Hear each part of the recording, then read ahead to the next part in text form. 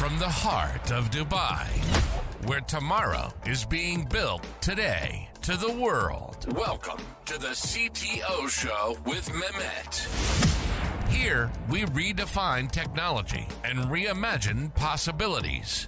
With Mehmet, delve into the riveting realms of AI, cybersecurity, and digital technology.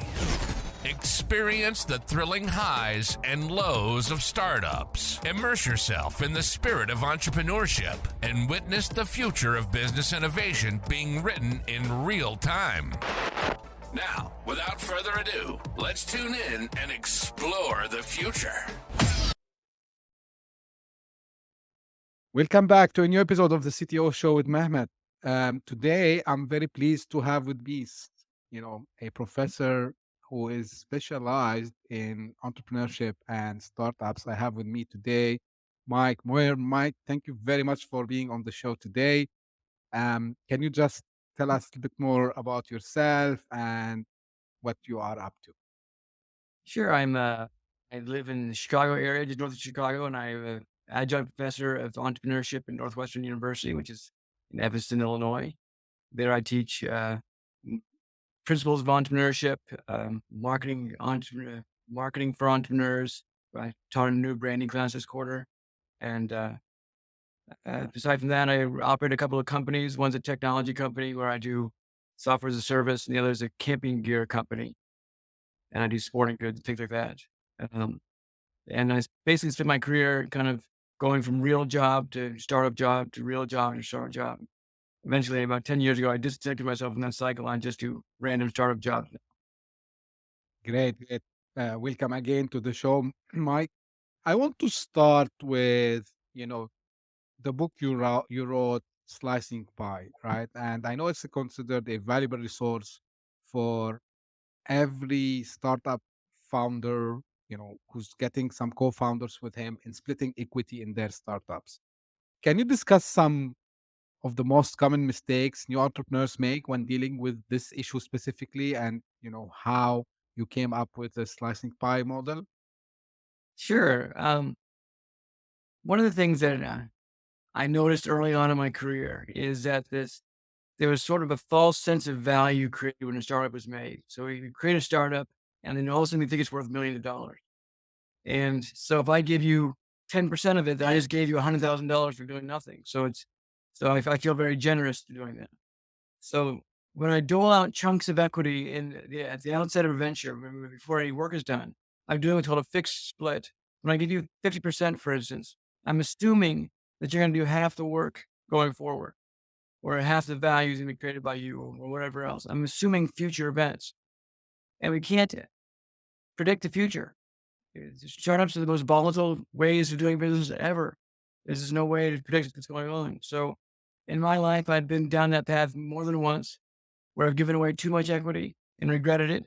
And I've had too much, and I've been on the receiving end of having too much equity. I was in a deal once where I had a 5-year vest in my equity package for others managers at my level.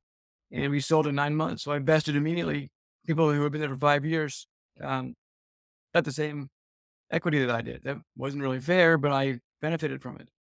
So the other thing that people make mistakes is they just think because they agree to something, then it makes it right. So they agree to it, makes it fair. So if you agree on what we think is fair, just because we agree to it doesn't make it fair.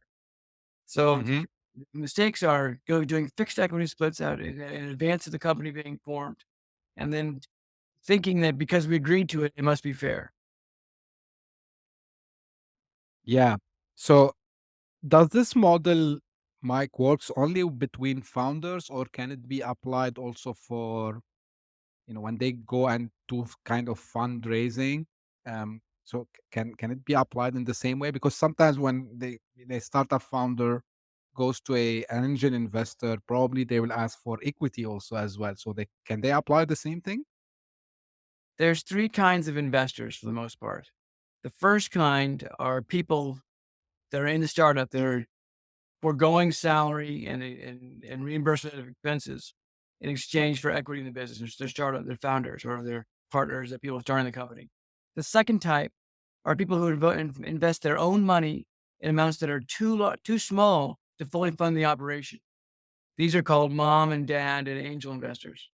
And the Hmm. third type is a professional investor who invests other people's money in amounts that are large enough to fund your operation. And they're usually called VCs. The problem with giving a fixed equity amount to an angel investor who didn't give you enough money to fund your operation is you have given someone you've limited someone's exposure to whatever they invested while your exposure is left unlimited. So I might have to keep working and keep working and keep working. And I don't know if I'm getting paid or not, where you get a set amount and you give me a set amount of cash. So the right way to do it is to do a convertible note or a safe note for the angel investors so that they will convert at the same terms as the VC. Because the VC is assumed to invest enough money to fund your operation. What you don't want to do is leave parts of your operation unfunded and parts funded while you're giving very fixed chunks of equity. As long as the work, the investment is unknown, you got to keep it at dynamic. Yeah.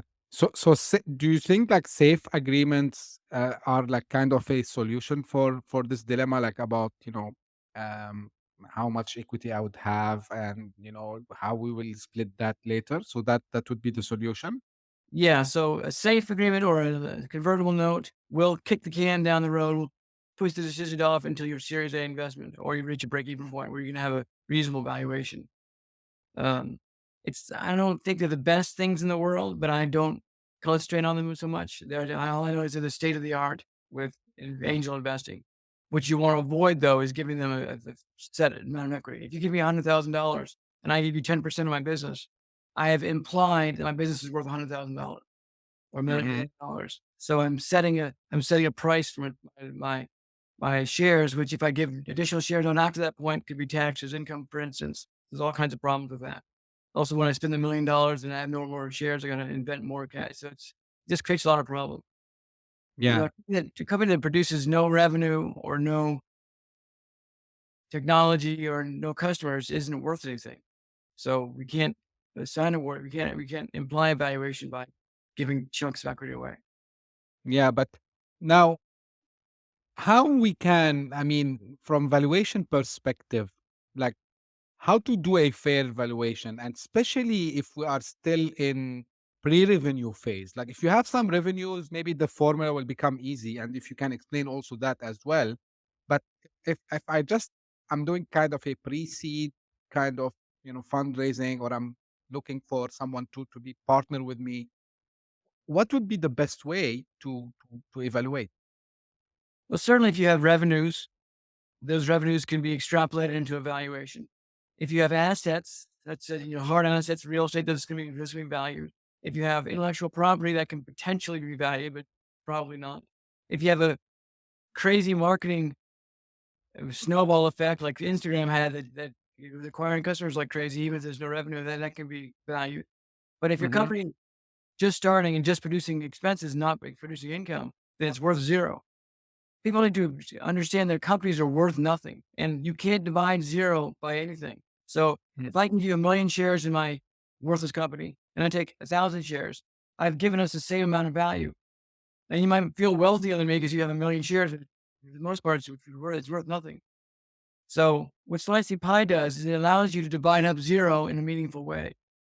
Once your Hmm. company has a valuation through after VC or break even, then you can divide up the company based on the dollar amount. So if the VC buys in $1 per share, it's $1 per share, and that's a reasonable amount that you're willing to be taxed on it because there's a negotiable price. But in the startup phase, concept idea stage through break even or through Series A, most companies are worth zero and should be comfortable with that. We just need a mechanism for dividing up zero. Yeah. Do you think like founders, they kind have some egos when it comes to that? Oh yeah, I can remember thinking, I'm a paper millionaire. So rich. It's good. I did a deal with an angel investor that under certain circumstances I would be worth millions of dollars in one of my first ventures. And so I know how cool that was. I went to try to start up in Seattle, and my equity package shot up to over $1 million. And when I sold it, it was worthless. So there's this idea that we are creating value through our thoughts. Yeah. I think that this is a good idea. I think I have an idea, so it must be worth millions of dollars because I thought of it. I have an idea for a single polarity magnet that can produce endless energy. That's a fantastic idea. Now I got to go Yeah. and engineer it and patent it and build it and produce it and distribute it and market it. And, you know, so our ideas our thoughts are not worth anything. Our Hmm. action can be worth something, but maybe not anything. So we got to get over ourselves to not to say that what we're implementing is what we're implementing. One thing that's an important aspect of slicing pie is the understanding what a fair market value is. In business, unlike anywhere else in life, everything is quantifiable in terms of dollars and cents. We can value determine the fair market value of anything. This mouse has a fair market value. This little cup has a fair market value. This pen has a fair market value. Your time has a fair market. Everything has a fair market value. I'm not magically worth more because I have deep thoughts. I'm not Yeah. magically worth more because I invited you to my team. It's only worth what it's worth. Right. And I think we need, as you mentioned, clear metrics to get this valuation. So it's either number of sign-ups, users, which could be later becoming revenue, or if they started to sell. So we need some number there, right? We need metrics to Yeah, basically put yeah. valuation. You can't value thin air. You can't value thoughts. Yeah. Yeah. Um, like you've been part of wide range of industries, like yourself, like from outdoor clothing to luxury wine. How does this broad experience influence your approach when investing yourself in early stage ventures? Well, you're right. I've been in too many jobs. I've been in RV chassis to buying wine to senior living communities to camping gear to vacuum cleaners. What I notice about these industries is every industry thinks they're unique. They all Hmm. think have unique problems and unique solutions. They're all exactly the same. What's most surprising to me when someone says that is they've been in the industry for 20 years. How do they know they're unique? They don't know that they're unique. I can tell that you're not unique because I've been in all kinds of different industries. People just want to figure out how to market their products. They Yeah. buy inputs, they put them towards a product idea, and they try to sell it. They're all business is the same, like, pretty much always.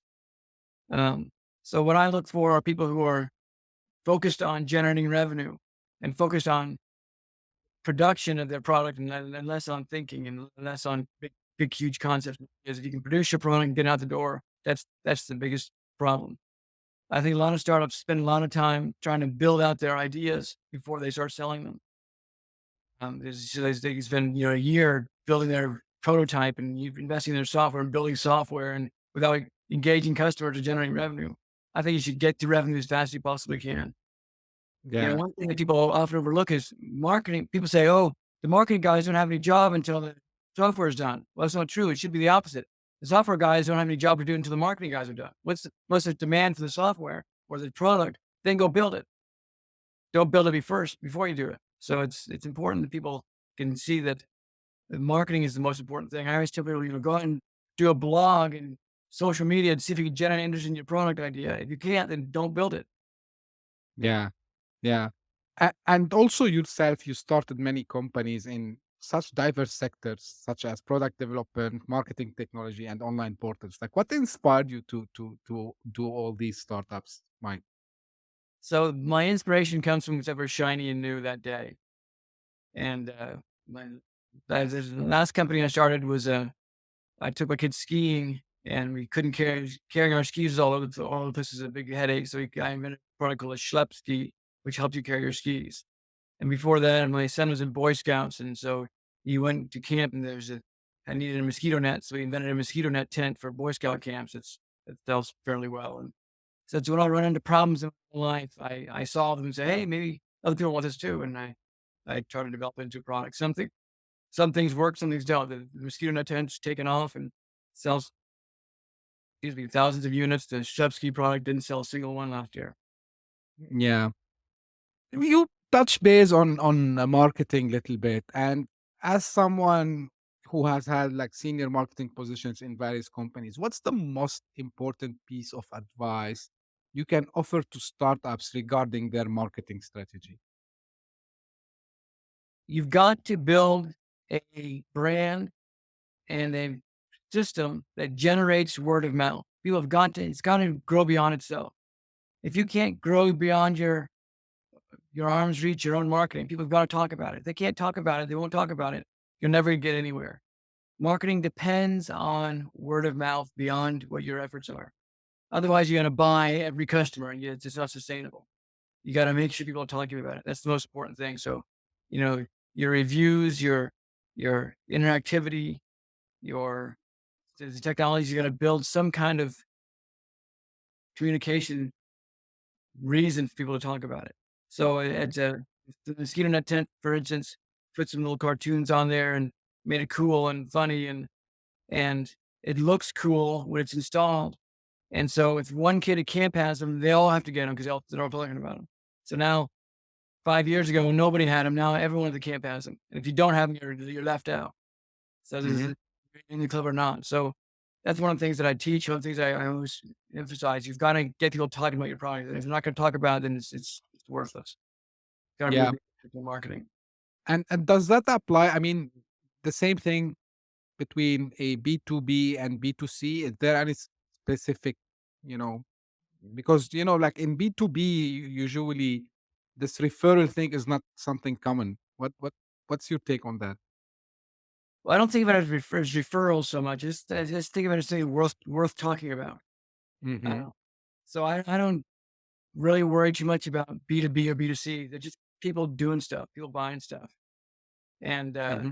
if you make a product worth talking about, um, then it's going to work. It's a lot of times it's about adding some personality to the product. Uh, Mm-hmm. and it's just instead of making it boring. When I used to work for a financial services technology company. And one thing that our people were interested in, our buyers are interested in is investing. It was all like gambling. So gambling was interesting. Las Vegas was interesting. Horse racing was interesting. Dog racing was interesting. We actually had a dog trainer. The company was called Hyperfeed Technologies. So we got a dog trainer to change a name to Hyperfeed. And then we started promoting Hyperfeed success within our software. And that was really remarkable. Here we have a boring trading technology that every once in a while a hyperfeed update will update. Mm-hmm. Hyperfeed. So it's about giving a little personality to things that will go a long way. And people say, hey, look, have you checked out Hyperfeed? And next thing you know, they're talking about it to their colleagues next door. Yeah. And saying, Now, hey, yeah. So again, like continuing on the marketing thing, and based on your experience in both marketing and entrepreneurship, how do you approach the sales pitch? What insights led to the creation of Pitch Ninja? Pitch Ninja. Pitch Ninja was a process I developed when I was a graduate student at University of Chicago. And I wanted to get into a business plan competition class called the New Venture Challenge. Mm-hmm. And the way it works is you write a proposal for your idea and you give it to a panel of judges. And based on the merits of that proposal, they let you into the class or not. Then you go on to compete for thousands of dollars. Mm. And I'm kind of an introverted, quiet guy. My proposal got cut from the first round because it sucked. So I begged to get in the class, and begging and entrepreneurship go hand in hand. So they let me into the class. As probably the first and last student they ever let into the class that didn't deserve to. But I knew that I had to find a way to come out of my shell, to force myself to interact with the audience and become more lively. So I practiced really hard and I won first place. And the following Nice. year, a guy who watched what I did what I did, and he won first place. The next year, I coached a team and they won first place. The next 10 years, every team I ever coached won first place in New Venture Challenge. It was such an Nice. unfair advantage that I told them not to tell people that are working with me because I didn't want people to be buying. And Yeah. then I was a teaching assistant in London, and the professor said, "Don't teach individual students what you did. I want you to teach the entire class what you did." So I sat down and I scratched my head and I said, "What did I do? How did I coach these students?" And I wrote down a framework called the Super Awesome Presentation Zone Program, which divides Mm. the room into 3 different zones: an intimacy zone, an excitement zone, and an information zone. And within each zone, there's a certain kind of eye contact, body language, arm movements, tone of voice, all kinds of nonverbal stuff. And so the Pitch Ninja teaches people how to present the nonverbal aspects of a business plan or a sales pitch. And the basic premise is Action is more fun to watch than non-action. I can stand still and do my pitch. It's boring to watch. But if I'm moving my arms and if I'm moving around the room in a logical way, then it's more fun to watch, more engaging. Like I can pace back and forth. That's not really fun. But if I move in a logical way, it really brings things to life. So I do a lot of pitch coach. I always come back from Dallas last week doing 4 sessions of that.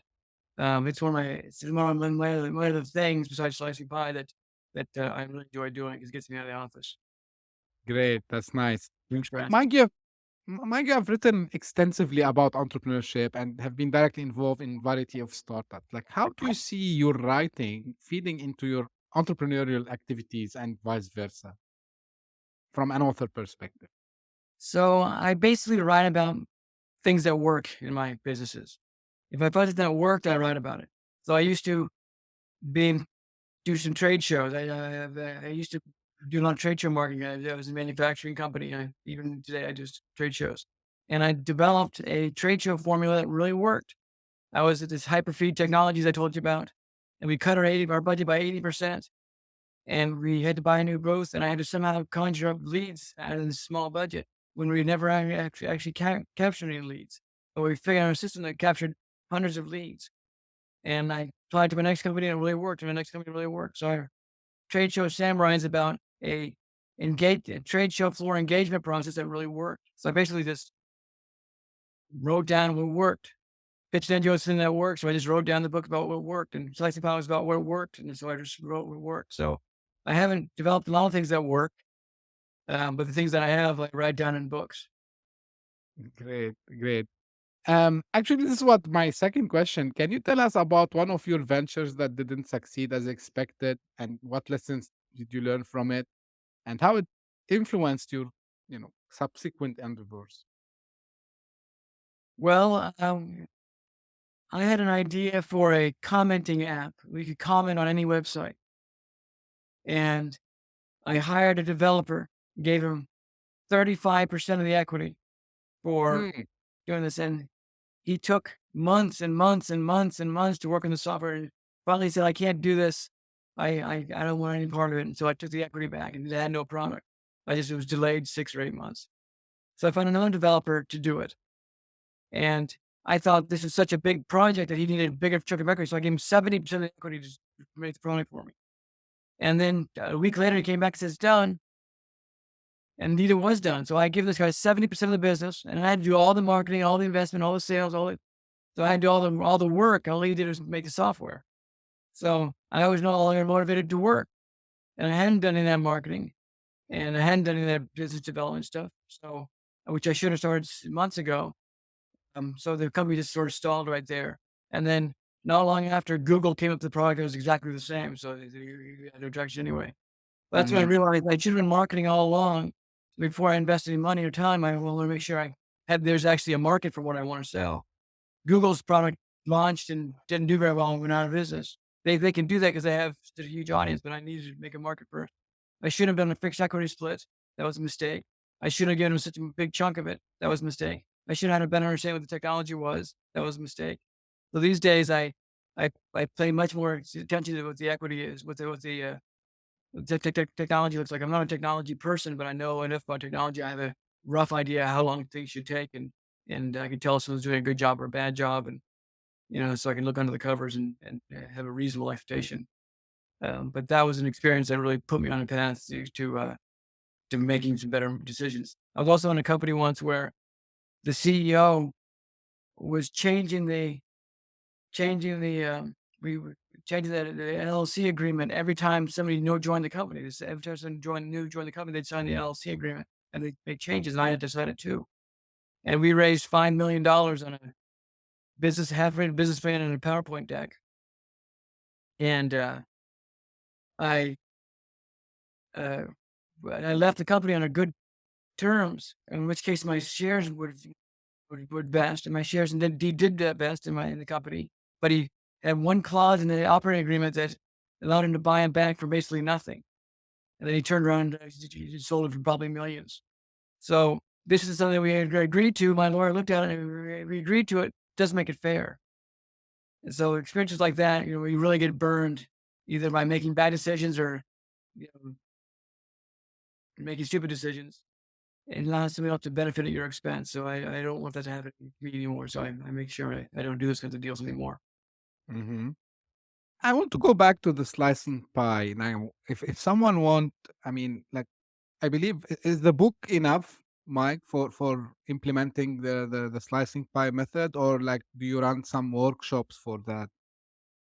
So slicing pie for me is a model that works, and I spend most of my time educating people on how it works. So the book is the Slicing Pie Handbook. There's a book called Slicing Pie that came out in 2010, 12, and a few years later, it's the Slicing Pie Handbook. You can read that book and get everything you need to know. What's it clicks in your brain. It makes a lot of sense. Sometimes I have a hard time, but there's online courses and tons of videos online. And I have free guides, and if you can't afford the book, give me a call. So I always, it's the model is free to use, which would cost money. uh, Is the legal implementation and stuff like that. But anyone can learn it and use it freely.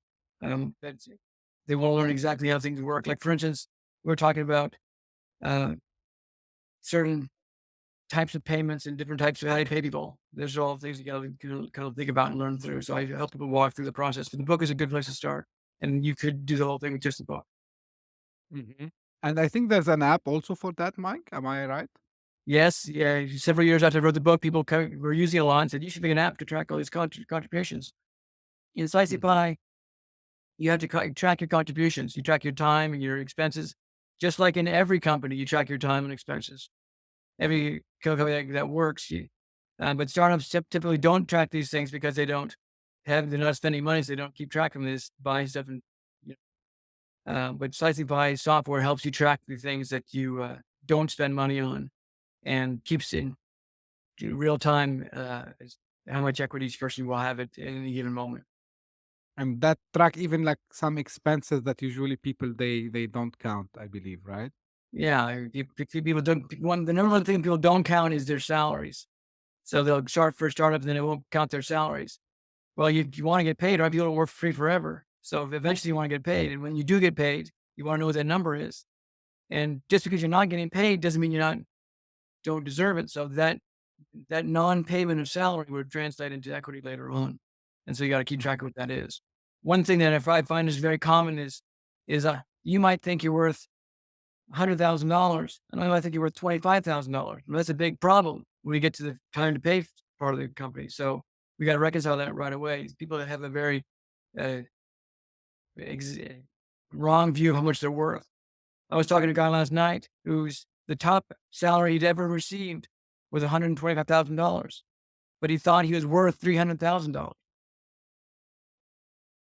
There's no Mm. such the fair market value for you is probably closer to 125, not 300,000. Just because you think you're worth that doesn't mean you are that. He's like, "Well, but I'm pulling a team together. It's my idea." It's like, "That's great."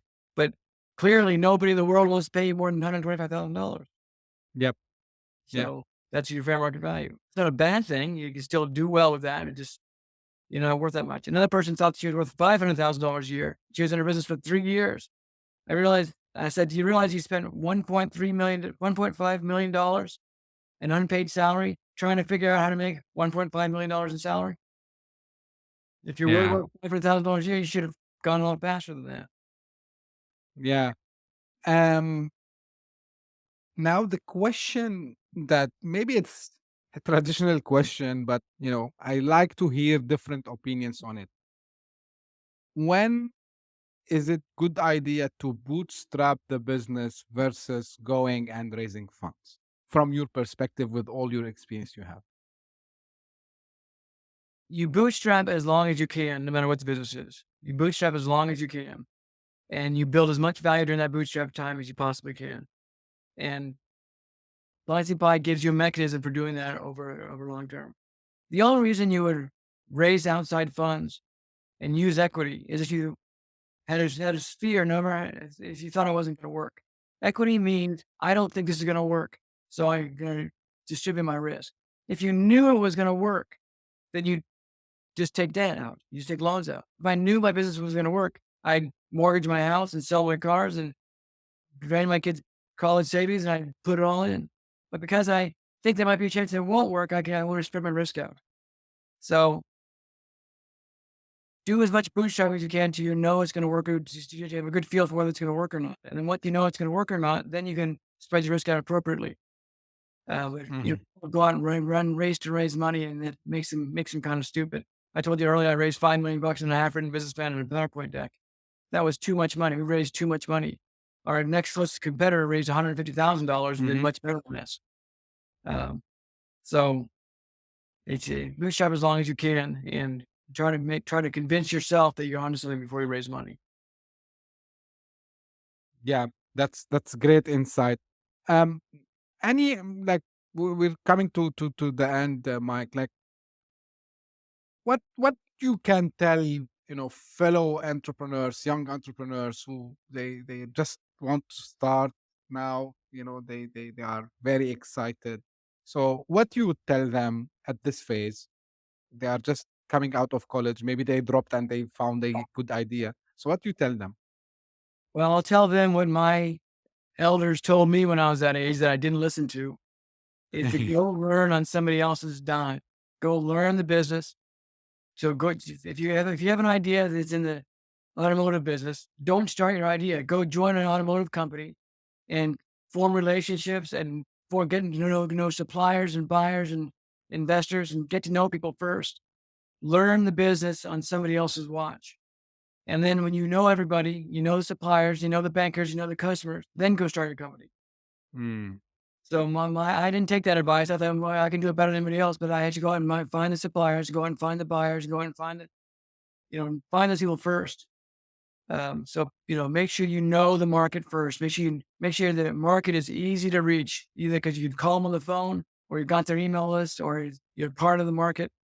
But I mean, my uncles and advisors told me, go take a job with a company that did what I wanted to do, and that's what the advice I'd give them. So go work in the industry you want to pursue, and if your startup idea is good, it'll be there when you're done.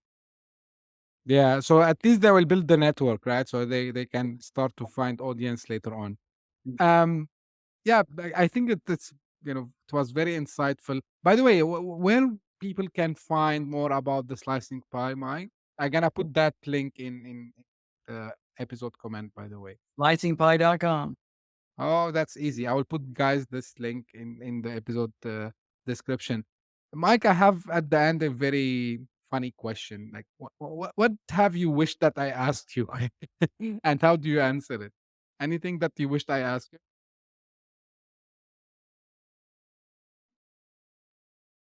I wish you'd asked me how Slicing Pie has changed the world. Yes, please. So, in the 10 years since I published the first Slicing Pie white paper, I started getting some interest on it. And then I wrote up the first book about slicing pie. And I've written other books before. And I told my wife, I said, this seems like it's going to be a thing. It's not just an idea. It's not just a tactic. It's a thing that could make a difference in people's lives. And since then, I've had probably 30 or 40,000 startups use slicing pie. It's been used all over the world. It's been translated in all different languages. I've Wow. never once heard a company fail because of slicing pie. I never heard once of an equity failing because of slicing pie. And it sets people free in terms of how to manage their equity and partnerships, and gives immense clarity to what that problem is to solve. So if you're facing a startup company and you're struggling with how to divide up equity, Slicing Pie will give you the complete, honest, fair answer, and it's really been amazing to watch it. Uh, you know, make a difference in people's lives. My challenge now is getting the word out, and podcasts like this are helping do that. Yeah, that's great, fantastic. I would say because like really, it's like making impact, and I can feel your passion about it because you are able to save startups from going in a wrong direction and thrive, right? Art lives matter. Yeah. That's great, Mike. Actually, it's just for the sake for the audience, whether you are watching this or you are listening to this. So we are planning in the future like to have a separate workshop for the slicing pie with Mike. So stay tuned for this. We will announce it. I will put it on my social media very soon, and also you'll hear about it. Um, you know, through through the podcast also as well. So stay tuned for that. Mike, well, thank you very much for being on the show today. I really enjoyed the discussion. Tons of experience you have. And I'm sure that everyone, I advise you to go and read the Slicing Pie, guys. Like it's a method which is really, when Mike told me about it, it was like first what's this one? And when he, you know, tried to explain to me, and I got it immediately. It's really something mind blowing for someone who's just starting up. So you'll save your money. You will get more insight about how you can manage the finances of your company and your startup, I would say. Well, as usual, if you have any question for me or for Mike, you can reach out to me. And Mike, I will put his social media handles, like the LinkedIn profile. I'll put the link for the Slicing Pie also as well. If you have questions for us about this episode, you can reach out to me or to Mike. And if you have feedback about the show in general, you can also reach out to me. As usual, I say by email, LinkedIn, or Twitter. And if you want to be guest also like Mike today, you can also reach out to me. I would be more than happy to discuss this. We can arrange, settle a time and a date, and then we can do a recording similar to this one. And as usual, we will meet in the next episode. Thank you very much and see you soon. Bye bye. Thanks for having me. Hit that subscribe button, share the show with your tech-savvy friends and fellow entrepreneurs, and leave us a review on your favorite podcast app. Your support means the world to us.